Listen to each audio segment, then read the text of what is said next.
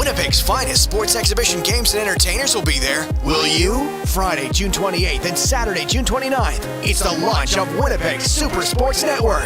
2 days, all ages, and each night, a larger-than-life video dance party. Doors open at 9 p.m. Admission only $5. Funds raised help support amateur sport in our community. Don't miss out. Check out the new Super Sports Network. Friday and Saturday, June 28th and 29th. River Osborne Community Club, 466 Gertrude.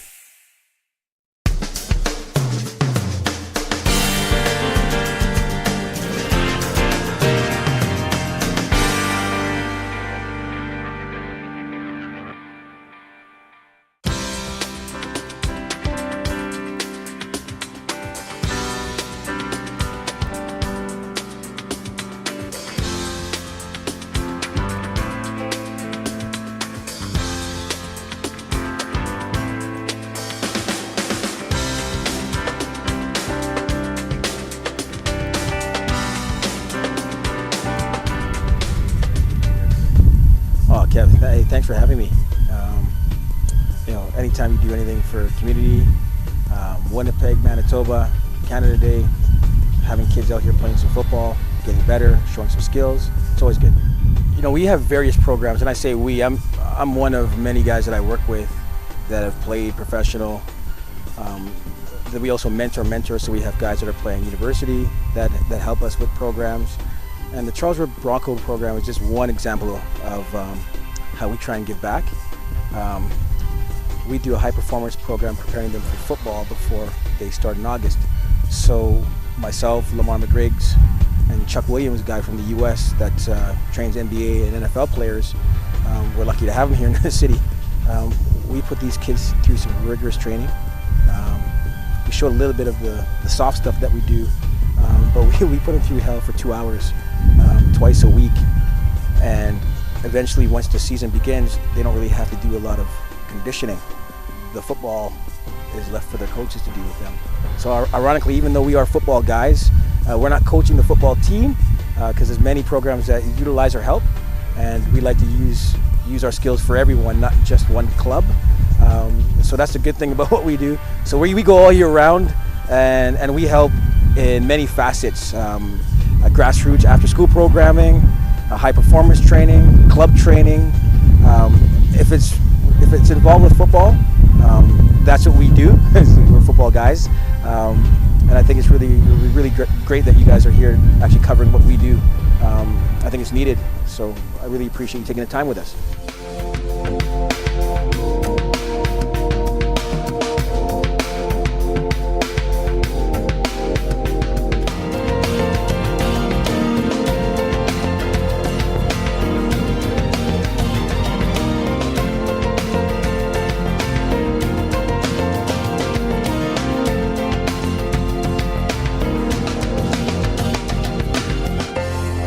The day, how did the day go for you? Went hot, yeah. Had a lot of equipment on, but came out here, had some fun with the boys and girls, and it's Canada Day, so ball hockey's good every day, but even better on Canada Day. How many players in the league? Well, grand total probably a little over 3,500. Well, I'm the co-ed division director, and I also do arena management. Well, this is for Manitoba Ball Hockey Association. There's a few leagues in town. This is the one that we're affiliated with, and it's a great sport. Wish we could get more people out, keep expanding the league, and just have fun.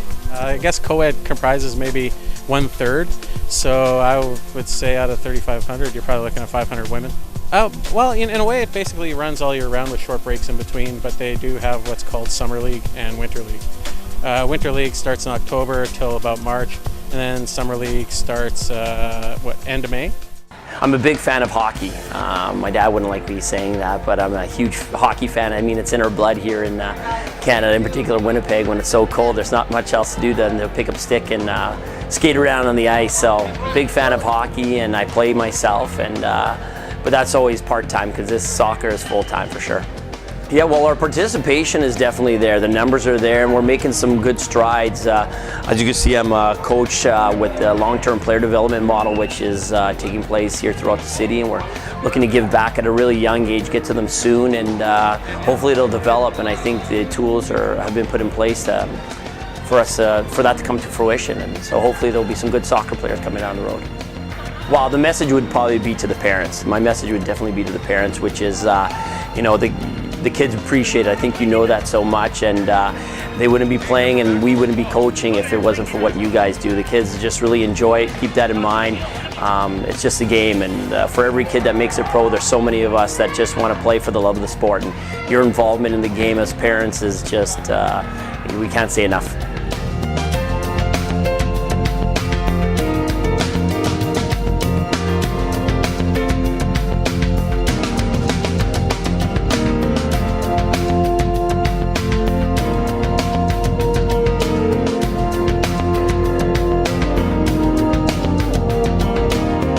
Like most provinces in the country in the 50s, everyone was in a big rush to have a provincial Hall of Fame. Manitoba was no different. The Winnipeg Tribune, former newspaper in town, took it upon themselves to create the Manitoba Sports Hall of Fame in the mid-50s, and it was housed in the Winnipeg Arena, which was built around the same time. It had lots of wall space. They had no selection criteria, no selection process, and certainly no induction ceremony like we have nowadays. But that ran right until 1979 when the Trib folded, and all those photos went into the provincial archives. And now recently they've been turned over to us, and we've spent the last 33 years trying to catch up, because the Manitoba Sports Federation started from scratch in 1980, inducted 10 individuals and 1 team, had a selection criteria, a selection process with volunteers who voted them in, and the public nominates with criteria nomination forms, and we induct every November in our annual induction dinner ceremonies.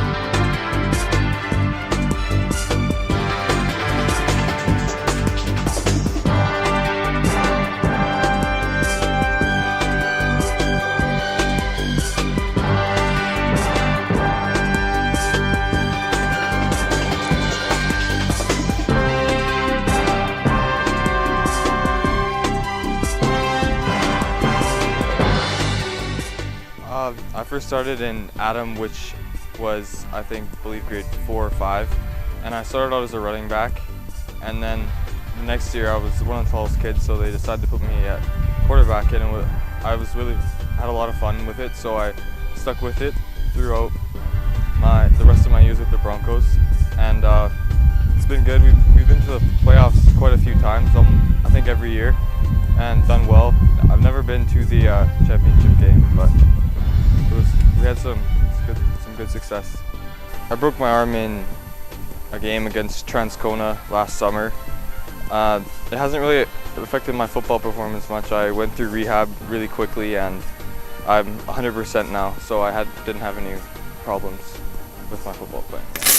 Still finding pennies all over the place, aren't you? Stores won't take them, so what do? Why not take this old currency and put it towards kids' futures? Cub Bakeries and the new Super Sports Network present Push for Pennies. Rolled or loose, shiny or dingy, they'll take them from a jar or the ashtray of your car. Just bring them over. Drop them off at the Cub Bakeries on Erin or Regent. Or during the launch of Winnipeg Super Sports Network June 28th and 29th at the River and Osborne Community Center. Push for pennies, because every makes a difference.